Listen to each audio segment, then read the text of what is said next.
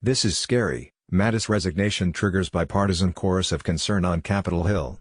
Defense Secretary Jim Mattis shook on Thursday night, with lawmakers in both parties reacting with concern over what Mattis' departure means for both Trump's administration and the international community. Mattis implicitly criticized President Donald Trump's military judgment, suggested the president was not treating allies with respect, and had not been clear-eyed about those who would do the U.S. harm.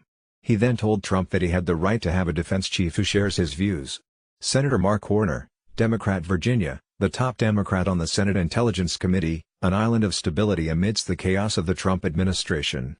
Mattis, in his letter, said he would depart at the end of February. "This is scary," Warner tweeted.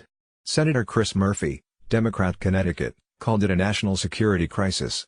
A Secretary of Defense quitting over a public disagreement with a president whose foreign policy he believes has gone off the rails is a national security crisis, Murphy, surmising a morale crisis at the Department of Defense right now after the news of Mattis' impending departure and, announced just a day earlier.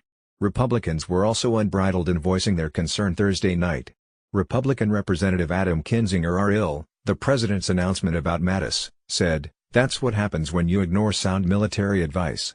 This is a sad day for America because Secretary Mattis was giving advice the president needs to hear," Senator Ben Sasse, Republican Nebraska, said in a statement. Trump first announced the news of Mattis' departure on Twitter, portraying it as a retirement.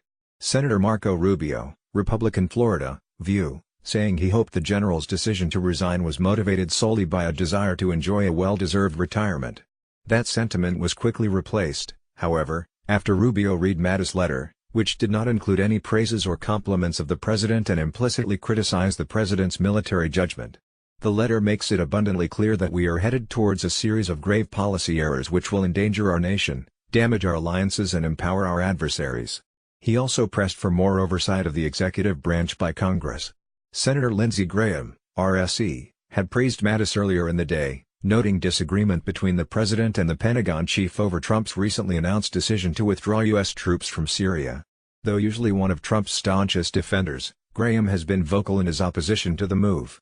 Mattis thought that it was not right to leave Syria, for all the reasons just expressed. "Secretary Mattis is one of the most seasoned national security people I know. He's got a great team around him, the president does, he just has to listen," Graham said in a news conference. After the news of his impending departure broke, "It is with great sadness that I was informed of the resignation of General Mattis." Senate Majority Leader Mitch McConnell, RKY, seemed to echo some of Mattis' comments about alliances in the letter. "I believe it's essential that the United States maintain and strengthen the post-World War II alliances that have been carefully built by leaders in both parties," McConnell said. "We must also maintain a clear-eyed understanding of our friends and foes, and recognize that nations like Russia are among the latter." Ali Vitali is a political reporter for NBC News, based in Washington.